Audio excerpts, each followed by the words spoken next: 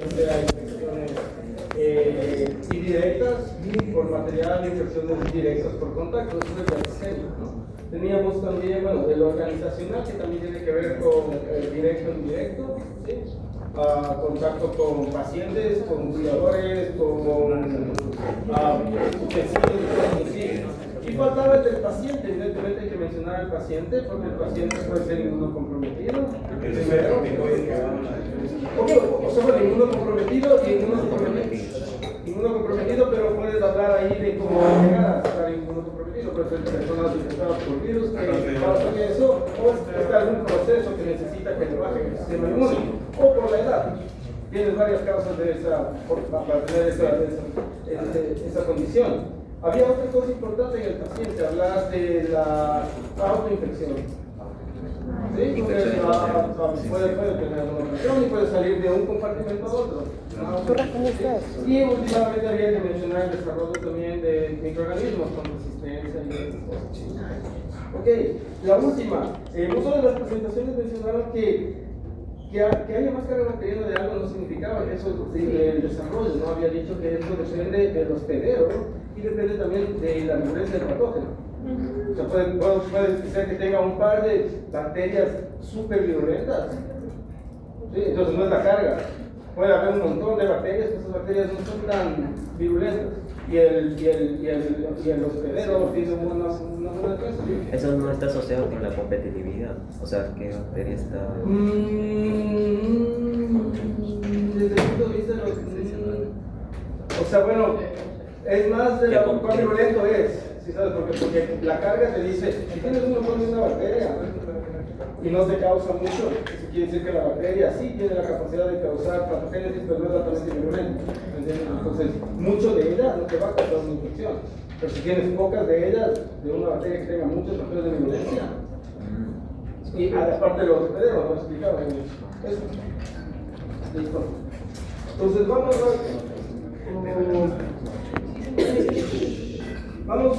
con la discusión de hoy, que es localitis infecciosa.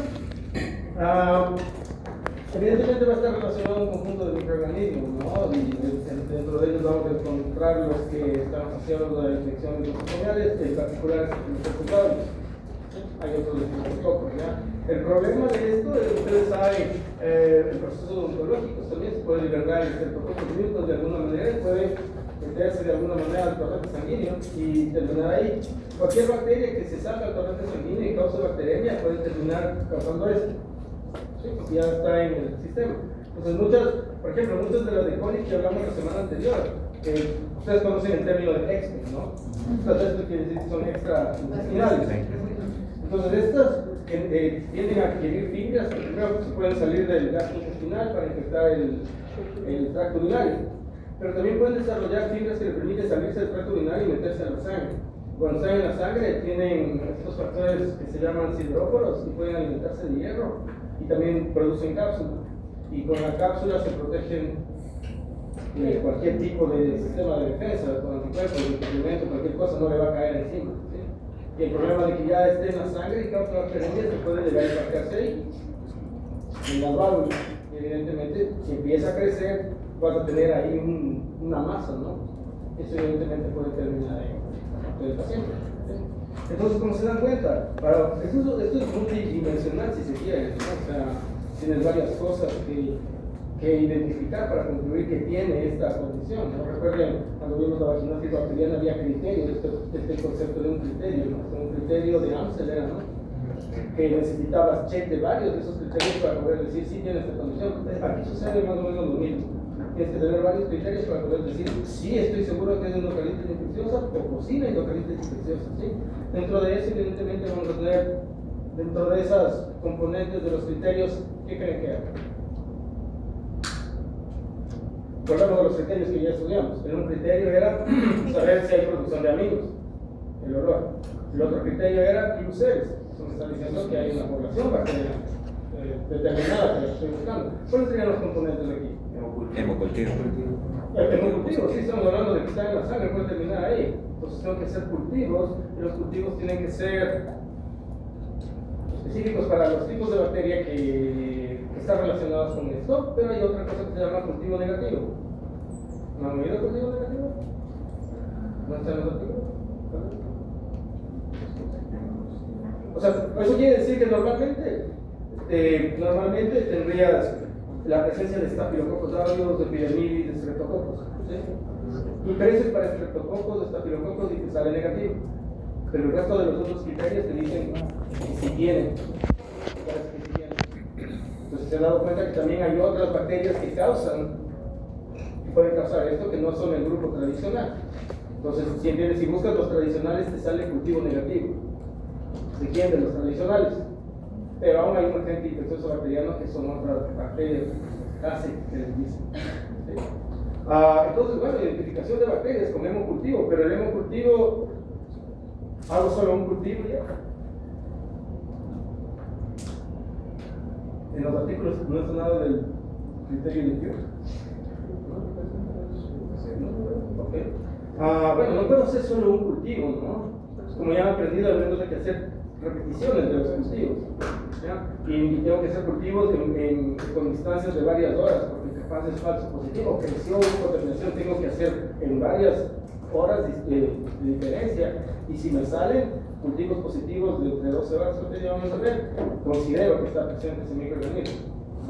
Entonces, uno de los componentes es evidentemente detectar microorganismos. El otro,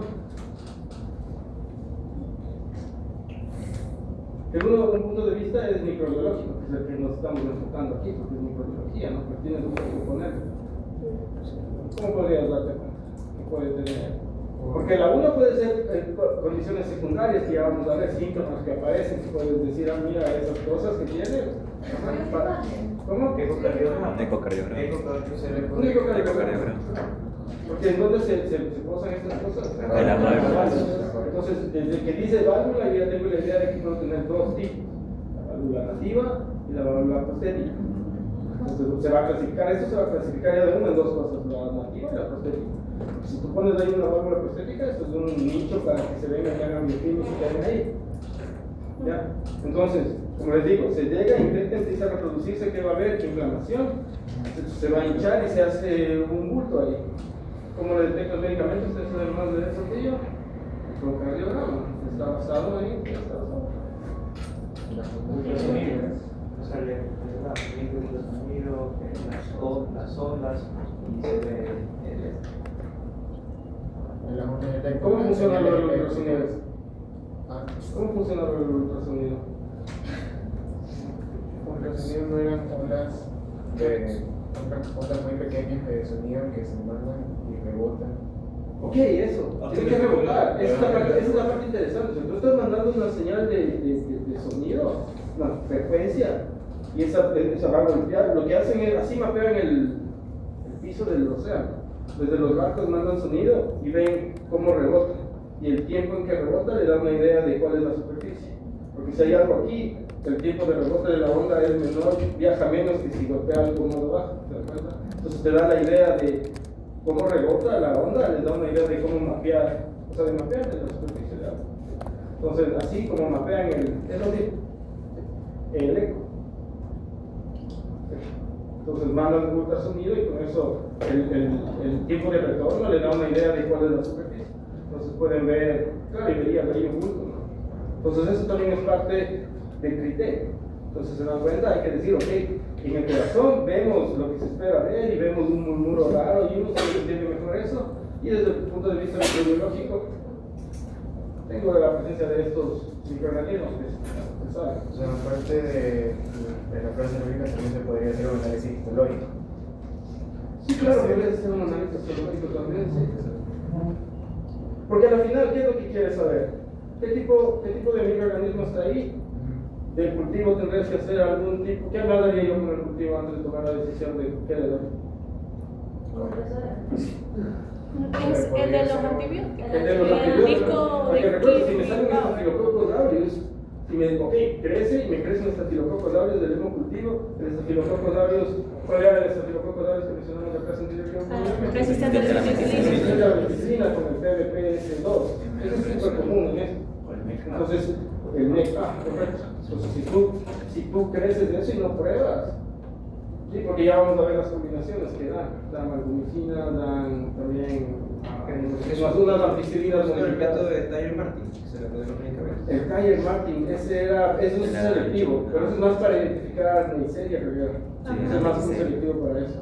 Aquí lo que harías tú es más coger tu cultivo y ponerle en ese Kirby Bag. O hay una cosa que se llama el Vitec, que lo mencionaron en uno de los papers, creo que la semana anterior. Ah, el antibiograma. Ese es para, bueno, el Kirby Bag también te da un antibiograma, pero el Vitec es una máquina que ya tiene estandarizada. La otra tienes que hacer, se explicaron las del Kirby Bag, que tienes que poner los discos, los menos estandarizados. Porque si no haces ese perfil, vas a empezar a dar antibióticos y capaz no mata la bacteria. Ok.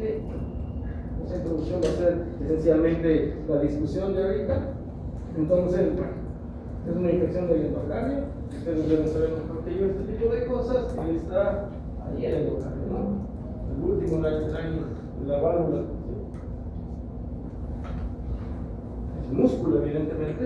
Entonces puede pasar señales eléctricas. Como esas señales eléctricas pueden viajar rápido entre los cardiomicitos. El aparato cardiovascular. ¿Por qué? El aparato cardiovascular.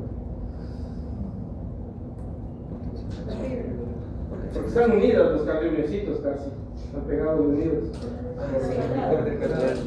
¿Los qué? ¿Un potencial de la célula? Los gap junctions, ¿han oído de los gap junctions? Ya. Esos no son como los tight junctions que son más pegados, son más sueltos, que permite que la energía, que la corriente eléctrica viaje más rápidamente. Que recuerden que necesita estimulación eléctrica, ¿no? Para contraerse. Entonces, el endocardio, aparte del músculo, ¿qué otro tejido tiene? Más importante, ¿no? Como de soporte. Fibroso. ¿No? Fibroso. Fibroso, ok, igual hay un, pues, ¿qué es lo que O sea, tornillos. El fibrinógeno hace parte del fibrinógeno. Entonces, ¿cómo se llama? El tejido conectivo, ¿no? El tejido conectivo tiene fibrinógeno. El tejido conectivo tiene un montón de materiales del extracelular matrix. Entonces, muchas bacterias se agarran del fibrinógeno. Fibrinógeno binding protein, alguna bacteria tiene eso. Sí, entonces el de soporte, ¿no? ¿Qué células especializadas les ayudan a pasar corriente? Purkinje, correcto. Las células de Purkinje, esas tienen un fenotipo más muscular, ¿sí? Pero están especializados en neuronas. Es como un músculo hecho medio neurona ya, para que pase rápido la corriente. Sí, esa es la calidad de estimulación, ¿sí? No se olviden de eso. No se debería saber eso más bien, pero lo saben. Entonces, el problema es que en el endocardio, ¿qué puede llegar? Una bacteria y parquearse ahí. Tiene alguna fibra, alguna leucina que le permite pegarse a ese tipo de célula y empieza a reproducirse. Y ustedes saben, la presencia de bacteria, la primera reacción es inflamación. Esa va a ser la primera reacción. Entonces van a tener un montón de cosas fluyendo hacia allá. Y últimamente va a haber un punto que crezca ahí. Ese sería el nativo, ¿no? Pero si tienes una válvula prostética, ¿no? Puede ser biofilm, claro.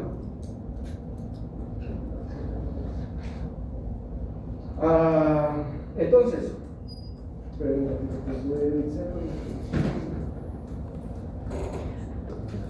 bueno, si tienes prostético ahí, la cosa es que la misma fibra, las mismas de estas que permiten hacer fibra están asociadas a hacer biofilm.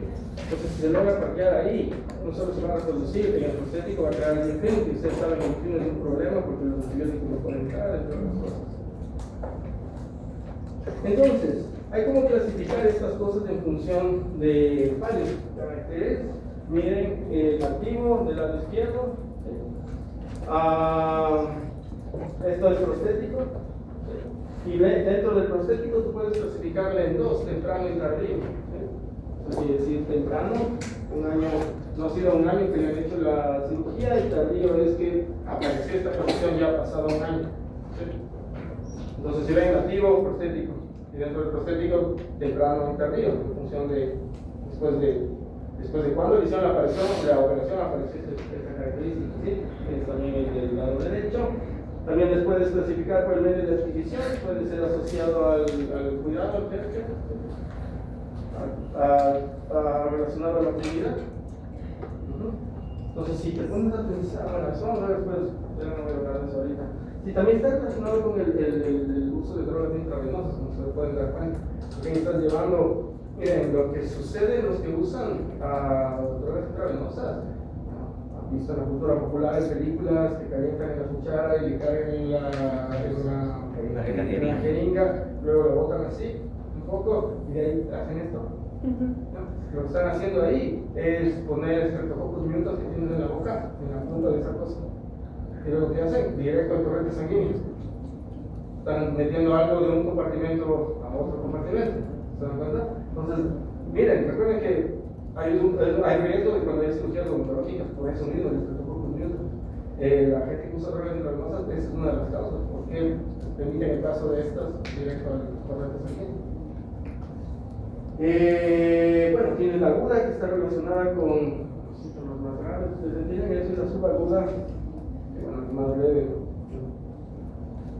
Y puede permanecer por más tiempo.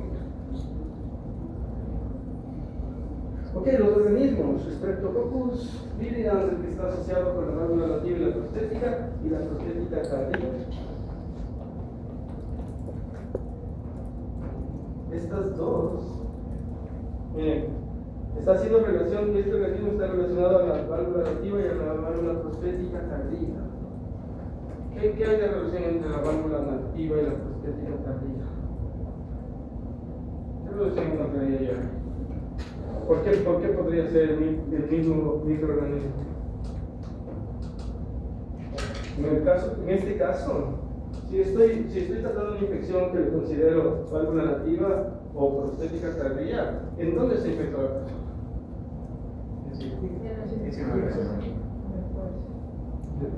Entonces, ¿cómo le clasificaría así después? Ley. Post-estreptococcus. Pero estaría, ya pasó un año después de que le habían hecho, digamos que tenía un año del año anterior. Entonces, ¿dónde se infectó? Después de la cirugía. En la comunidad. ¿Y el nativo? En la comunidad, evidentemente en la comunidad. Ya se fue del hospital hace rato, entonces la infección fue en la comunidad. Y el nativo en la comunidad, porque no le habían hecho nada, él llegó con esas condiciones al hospital. ¿Se entienden? Hay una relación ahí, por eso es el mismo microorganismo, porque la infección en estos dos casos es comunitaria. Y al iniciar la operación, un año después, ya supongo que tienen que revisarle periódicamente, pero ya viene estar al hospital, ¿no? Es una infección comunitaria. Streptococcus viridans. Ok, prostática temprana.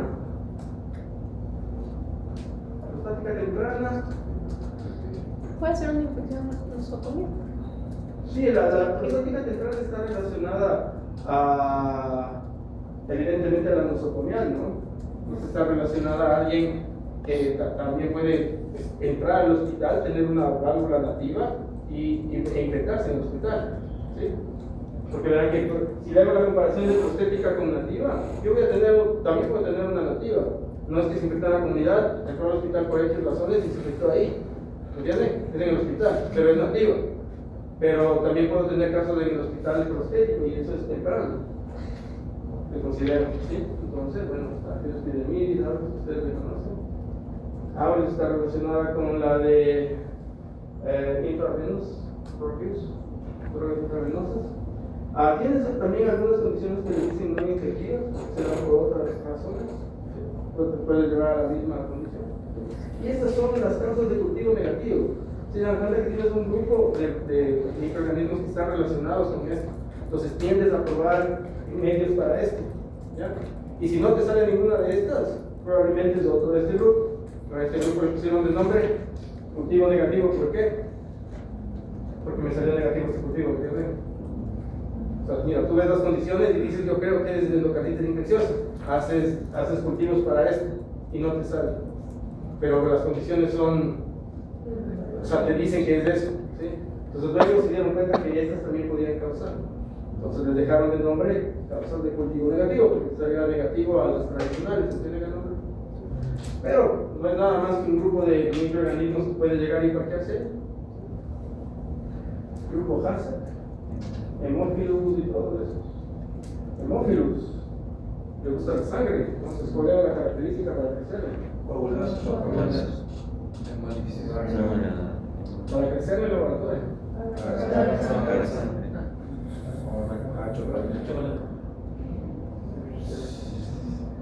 Más. Tiene que darle varios factores, ¿no? Ajá, factores no se espera de nadie. No, es difícil hacerle a esta cabeza. Entonces le conocen el grupo. Ok, algunos factores de violencia asociados a esto, como habíamos mencionado, pues la coagulación negativa de estafilococcus aureus, que lo he aprendido alguna vez. Enterococos también, ustedes saben, formación de biofilm. Daña el endotelio, daña el vivaris, también resistencia, ustedes entienden la resistencia de los antibióticos, ¿sí? ¿Por qué a la fibrometina? Por lo que expliqué hace un rato, por eso les había preguntado, ¿y qué más hay? Hay tejido conectivo. Entonces las bacterias pueden agarrar de la matriz extracelular, no solo de las células. Por ejemplo, si tienen una cosa que se llama fibronectin binding protein, permite pegarse al tejido conectivo que se parte de ese lugar. Atención, la matriz extracelular.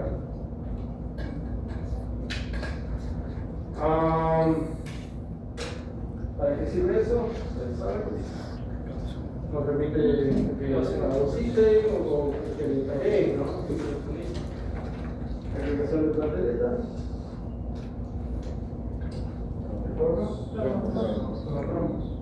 Un factor de virulencia de la bacteria induce la formación de trombos. Ustedes saben de la endotoxina, ¿no? ¿A quién prende la endotoxina? Los receptores inflamatorios. Eso van a mandar al señor de inflamación.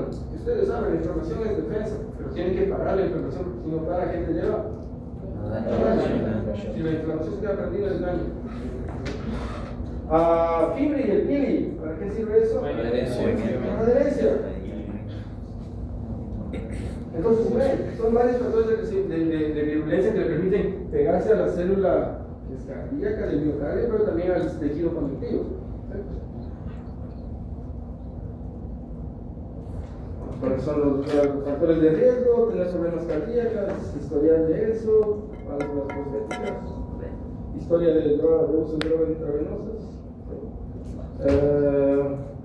Esto quiere decir cardiovascular, heart diseases. Son factores de riesgo.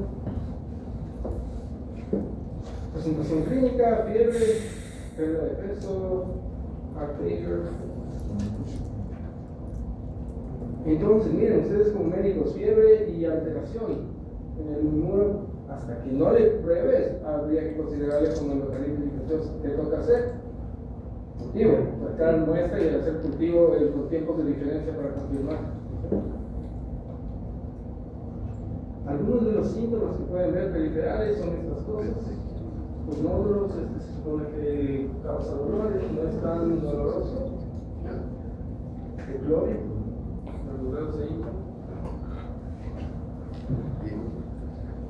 También tienes la hemorragia y ese problema en la retina. Puedes llevar un stroke, pero ustedes saben la diferencia del hemorrágico, ¿no? La destrucción y del isquémico. ¿Cuál es el problema en el isquémico? Obstrucción del Ese es lo que se obstruye, sí, pero eso aquí de cuando no haya transporte de oxígeno y si necesitas de oxígeno, ¿qué pasa? Necrosis. Mecánica. No la bomba de sodio y potasio. Eso de funcionar la ATP sintetasa. Porque ¿qué no hay?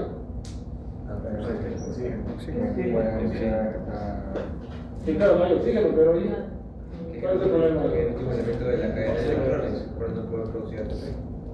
O sea, el último elemento del oxígeno, el último Es el último centro de electrones. Entonces, si es la cadena de electrones y no tiene a dónde mandar, entonces se para, deja de ser ATP. Entonces, evidentemente se van a pasar. No puede hacer apoptosis, se destruye. no se olviden. Ok, bueno. Los criterios, lo que estábamos hablando, cultivo positivo. ¿Cultivo positivo a qué? A varios grupos de bacterias conocidas.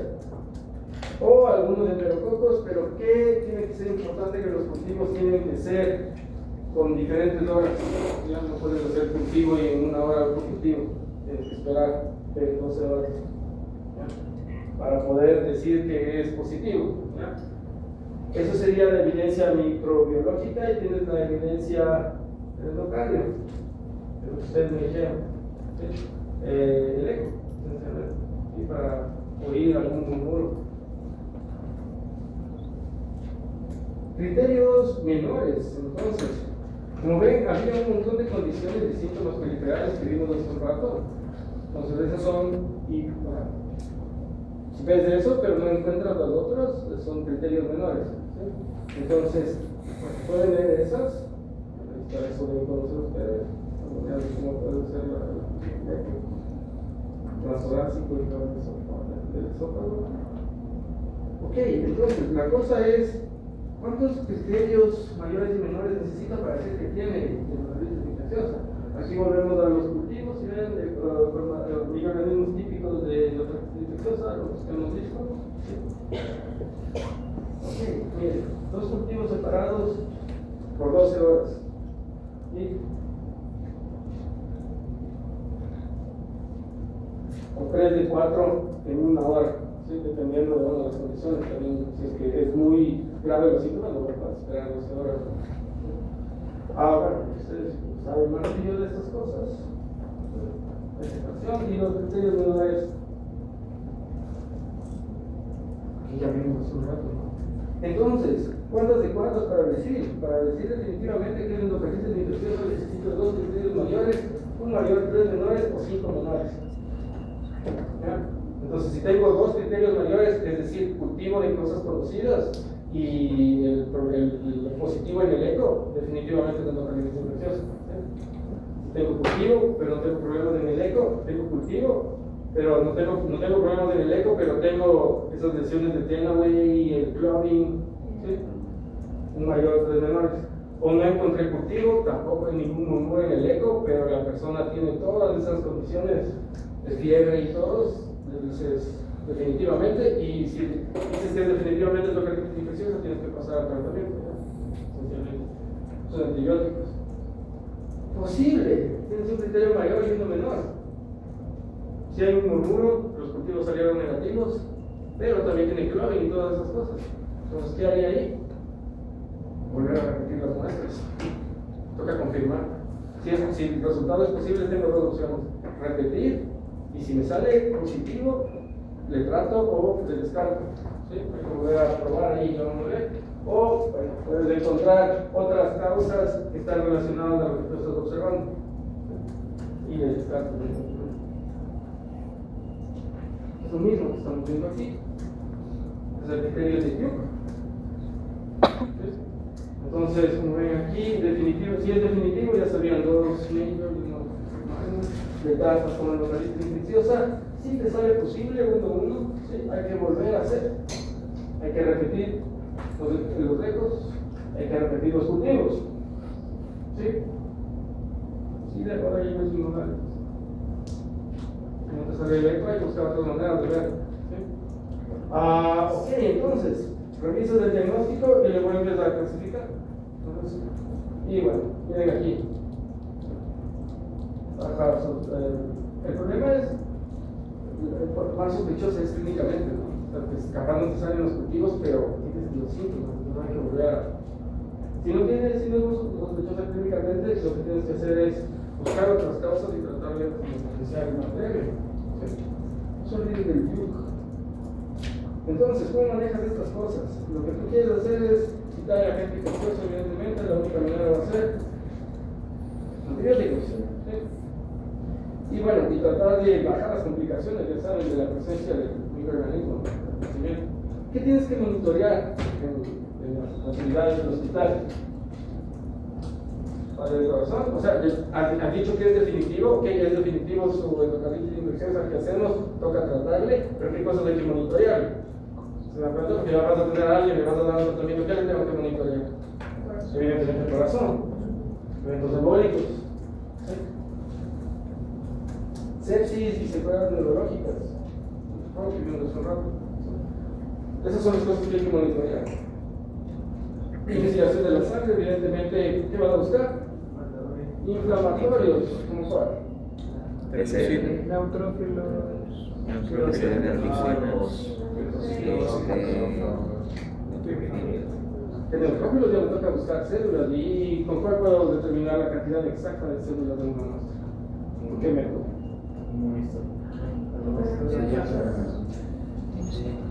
Es un flujo. Citometría. Citometría de flujo. En la citometría de flujo, creo que vimos en biología molecular, ¿sí? ¿Se acuerdan? Bueno. En la citometría de flujo es un método para determinar células, está basado en el conjunto de receptores que expresan las células. Todas las células tienen el mismo genoma, excepto los linfocitos, en donde hubo la recombinación MDJ. Ustedes ya saben qué es. Todos tienen el mismo genoma, entonces todos tienen el potencial de expresar los mismos proteínas de la membrana. ¿Por qué unas presentan y otras no? Por epigenética, ¿no? O sea, tienes de heterocromatina en una célula, unos genes en una neurona, la insulina está hecha heterocromatina. La insulina no se produce en las neuronas, pero tiene el gen, está callado, ¿sí? Entonces, que una célula sea de un tipo y otra de otro tipo es por su fisiología, y eso depende de qué? Del caracteroma, o sea, del conjunto de proteínas que expresa esta célula, ¿entiendes? Entonces, estas tienen diferentes transportadores, tienen diferentes receptores en las membranas. ¿Qué hace la citometría de flujo? Utiliza anticuerpos que florecen dirigidos a las diferentes proteínas que están en diferentes células.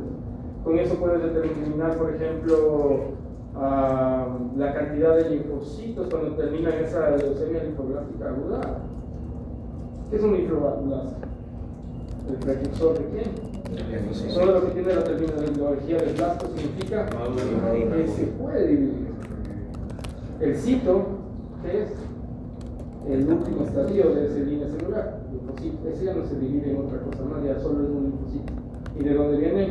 Linfoblastos. Entonces, leucemia linfoblástica aguda quiere decir que los linfoblastos no se dividen en linfocitos, entonces la persona no tiene defensa, no tiene linfocitos. Lo que tiene son linfoblastos súper grandes que le golpean los huesos y se prenden los nociceptores y causa bastante dolor. En niños es por una recombinación genética que se da. Se cruzan dos cromosomas, pero bueno, el Filadelfia, sí, como lo de Filadelfia. Sí, no se molecular realmente, ¿eh? Entonces, bueno, en este caso, lo que tú tienes que buscar, si quiero determinar que la persona tiene leucemia linfoblástica aguda, tienes que hacer primero unas PCRs para amplificar los genes y ver la reestructuración cromosómica. Puedo verlo por PCR, con secuenciamiento, pero yo puedo utilizar una metodología in situ. Se llama FISH. Sí, o sea, molecular mismo, recientemente el FISH. Y son sondas que se pegan y brillan. Entonces pueden coger las células del paciente y fijarle y que le ponen sondas para que busquen lo del cromosoma Filadelfia, esas partes donde se encuentran, y si te brilla positivo, ok, genéticamente tiene el problema genético. ¿Qué más tienen que determinar? La población de linfocitos. ¿Sí? ¿Cómo determinan la población de linfocitos? Usando fluoxetómetros. ¿Cuál es la diferencia entre el CD4 y el blasto? Que esos tienen diferentes proteínas en la membrana.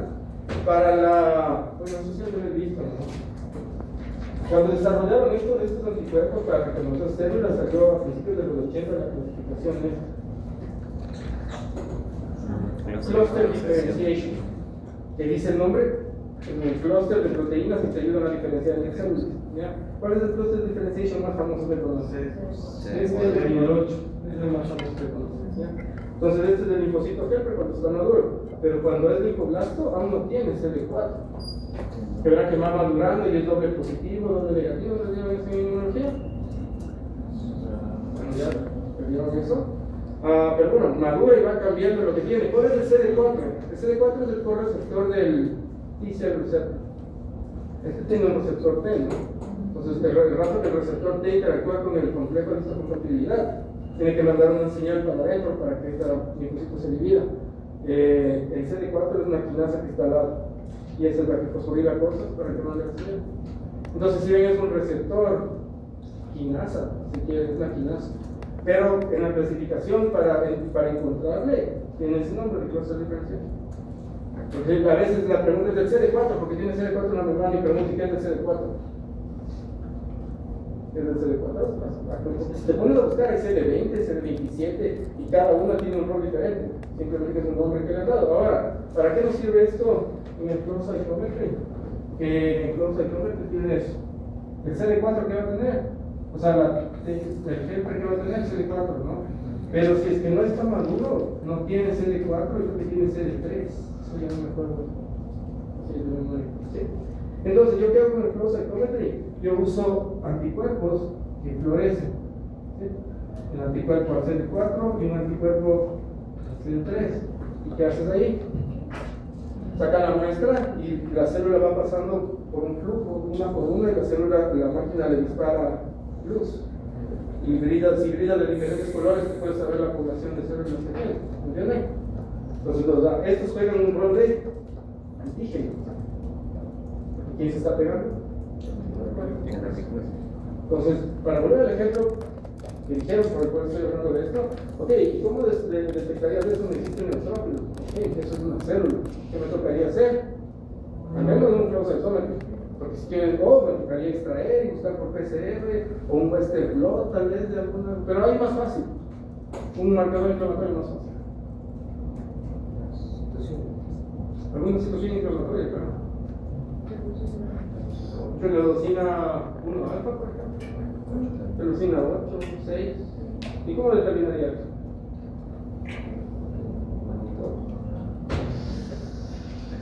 Un poco claro, maldito. ¿Qué podría ser más específico?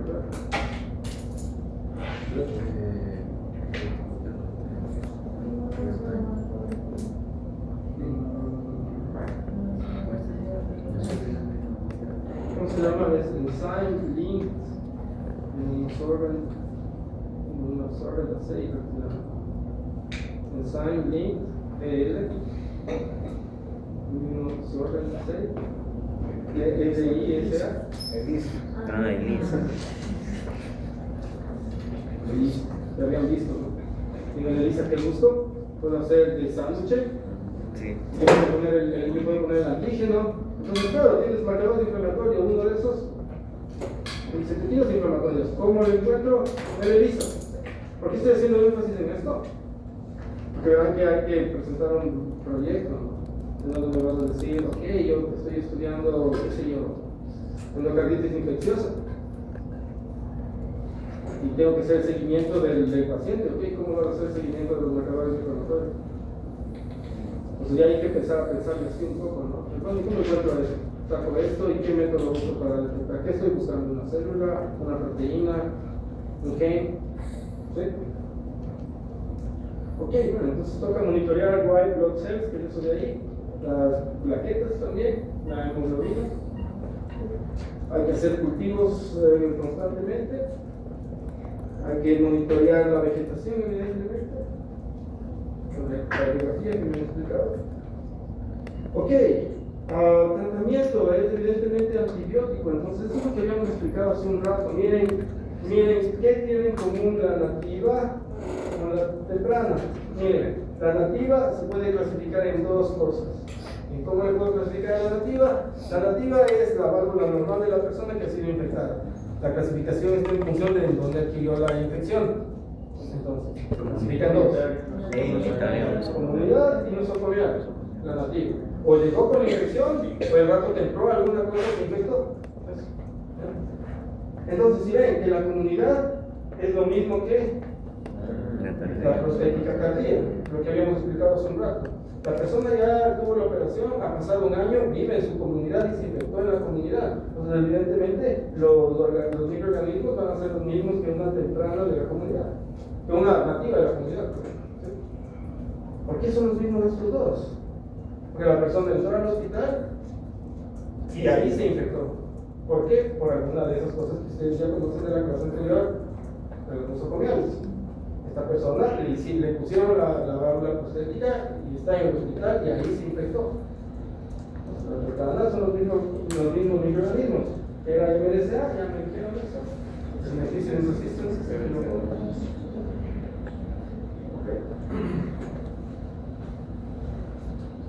Ok, ¿qué se usa? Para la comunidad y la tardía, que tienen en común los microorganismos, usan la ampicilina, que ya saben lo que hace, y gentamicina. ¿La gentamicina qué es?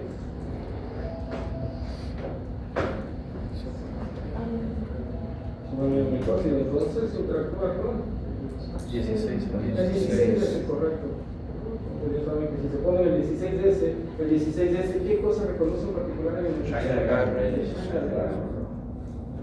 Así que Shandalgar. Entonces no puede traducir. Entonces, ¿qué le estoy quitando la capacidad de que haga la pared y que traduzca? La cloxacilina, por la terminación, ¿qué creen que es?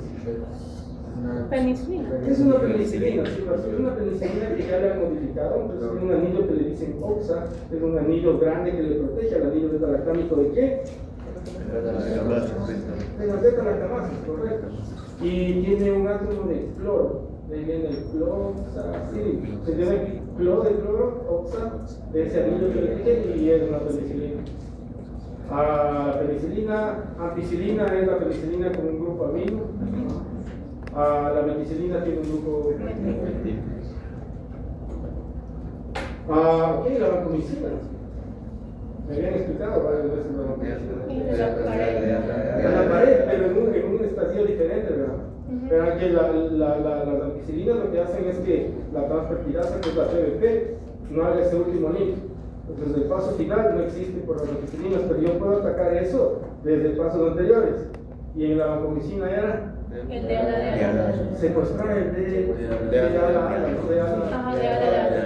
¿Cómo se volvía resistente? Cambiando. Y aún ahí, si nos vamos más atrás, hay otras drogas, hay una que se llama la citracina, que no deja que se expulsen los building blocks de la pared. Y hay una que es más atrás que se llama fosfomicina. La fosfomicina inhibe una de las enzimas que hace el acetilmorámico, exacto. Entonces, si ven la pared, podemos atacar en varios puntos.